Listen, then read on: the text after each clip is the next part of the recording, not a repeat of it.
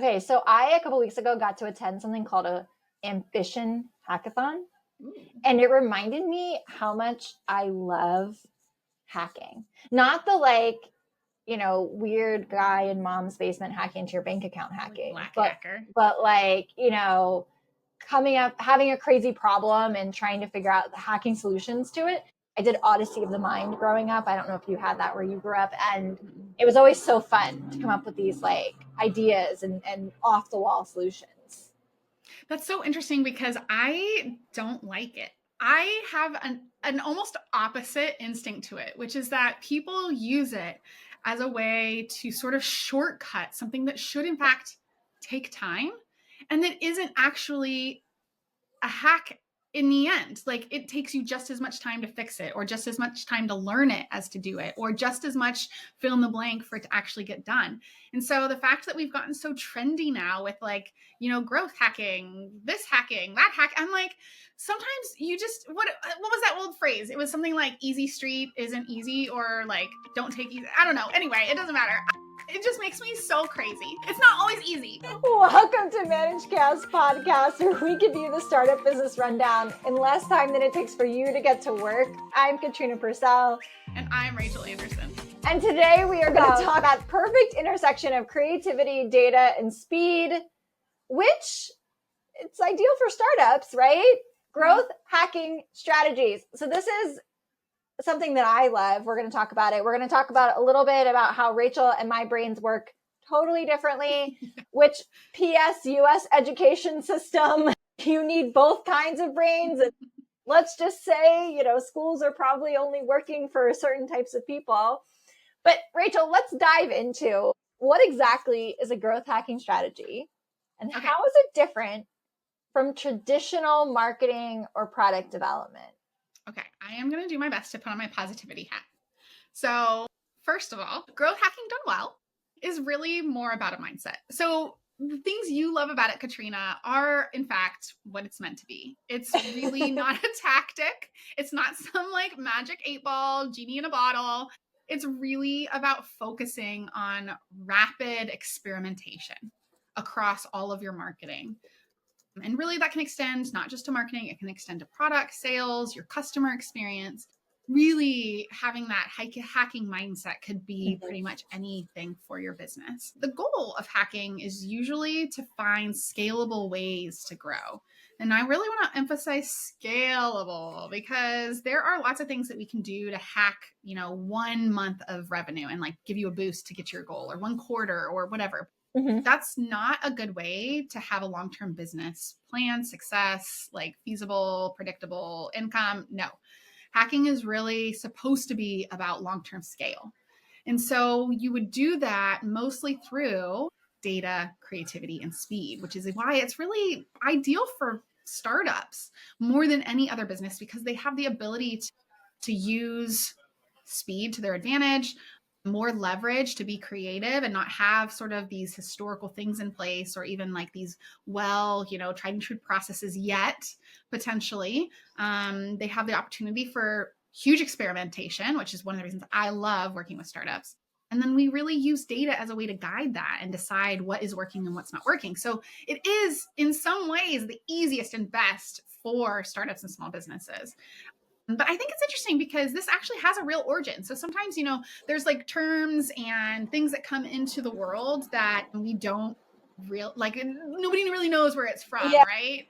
But this one has one. So it actually is from this guy. His name was Sean Ellis, or maybe is, I'm not sure, but is from Dropbox way back in their early days. And it's really about the greatness that Dropbox kind of used to offer free storage in exchange for referrals.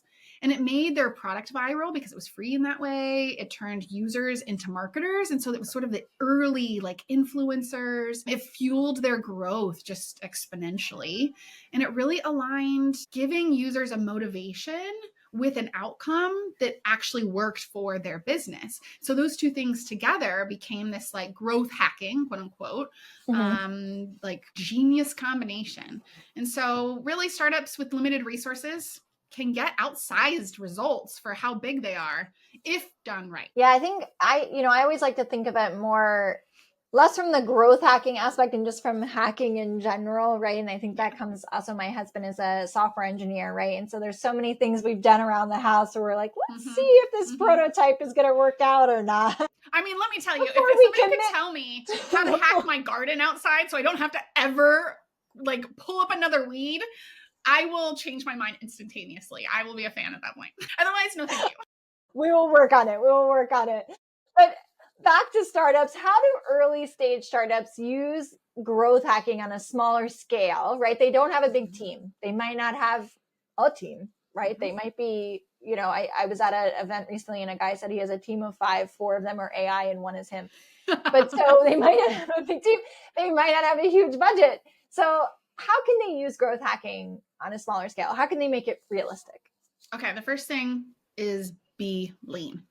A lot of startups are started by people who have vast experience in larger companies. And that is incredible because it means that you have this perception of problem on scale. You also have an idea of how things could work once you like have it built, right? Kind of a little bit more robustly. But you can't do that kind of cost and resource and energy when you're small. So think lean. Use free or cheap tools. There's great, incredible tools for cheap or free, like Typeform. You and I were talking about that earlier. There's Notion, there's Zapier, there's Figma. I mean, I love me some Figma. So like do these things where part of your platform, your business platform, like building it is free or cheap in the beginning.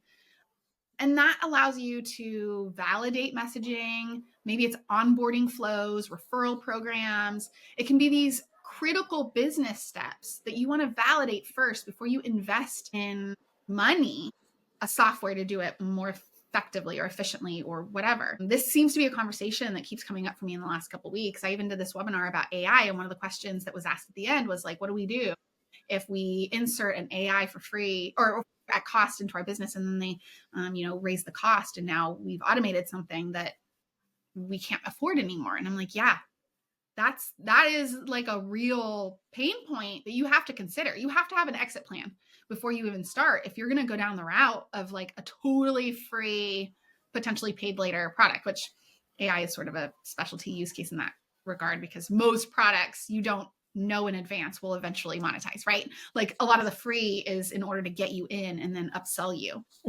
But still, like there's a great ability here to use lean or scrappy. And then the other is to really get creative with your distribution. I just use the word scrappy, but it's a great one to use here too. I think like, how can I cross promote or mobilize potential customers into my sphere? And one of the ones I just constantly am like blown away by, Reddit. Reddit is like a secret landmine of greatness. As you like explore in there, it can tell you about, your competitors. It can tell you about your customers. It can highlight problems that you could potentially solve. There's tons of ways that you can use kind of community forums, not just Reddit, but like community forums in general for the same purpose. You can do cross promotions. You can do product-led content loops. You can even go into micro influencer outreach, which is like hyper-specific kind of people to another hyper-specific kind of person. And there's really interesting ways that you can think about distribution if you take yourself out of what's popular or kind of I don't want to say best practice in that you shouldn't do the best practice, but like, again, that big corporate mindset versus what do I do to prove this at a small scale? I'm currently working on doing that for an idea I had that I told another business acquaintance about. And I was like, yeah, but I'm going to need like $2 million. And she was like, well, find a way to do it for like 100 and prove one little piece and then prove another little piece so that by the time you're ready for a 2 million spend, the whole thing will work. And I was like, wow, you're a genius, right? Like, I didn't even think about that, but that is exactly it. And then finally build it in public. Like people want to help. And maybe it's not the proprietary parts, obviously, the parts that are like the secret sauce, but do as much as you can on Twitter or LinkedIn or in newsletters with your like pre-bought in customers who have given you their email because they're interested. It allows you to show progress or build anticipation and even get feedback and potentially like beta testing, all within a really manageable time frame so that you can be agile in making decisions and making changes. Yeah, because that's all part of the growth hacking, right? It's like it's fast. It's quick to fail, quick to try, quick to move on. So what are some growth hacks that have worked? And what can we learn from startups that kind of nailed it? Yeah. And honestly, what can we also learn maybe from some that didn't work? Yeah, I think, gosh, there's so many that didn't work. I mean, honestly, if you're too big of a company, you probably try growth hacking and it just doesn't work because the machine has already gone too far. But when you start to think about it, I would say the best lessons learned, in my personal opinion, from companies that did not successfully do it, they didn't highlight or like emphasize these three things: impact, confidence, and ease. And so as you're trying to go through this, you need to constantly ask yourself, and I mean like every week, maybe every day, depending on how fast things move. But first, does this align with my current growth goal? Is it signups? Is it engagement? Is it revenue? Is it just simply like idea validation, right? Does this thing that I'm about to do align? The other thing is, can I test this in under a week? That's like a gut check one, right? Like, how long does this really take? Because I would say, I'm going to give you a lot of leverage. And I'm going to say, if it takes more than 30 days to prove, it's too long. I would recommend 1 week, but for sure 30 days. And this is not a hack anymore. Okay. And then finally, do I have data or feedback that proves whatever it is? This is not a time for qualitative assessments unless you're specifically asking customers for feedback, in which case their specific words are in fact qualitative, but I would say that counts. But like, this isn't like vibes and gut checks. This is like, do I have actual quantifiable numbers? A few companies that have done this really well that are very well known now, but were small at one point, Hotmail. I mean, I guess technically they might not be quite as big anymore, but they still exist.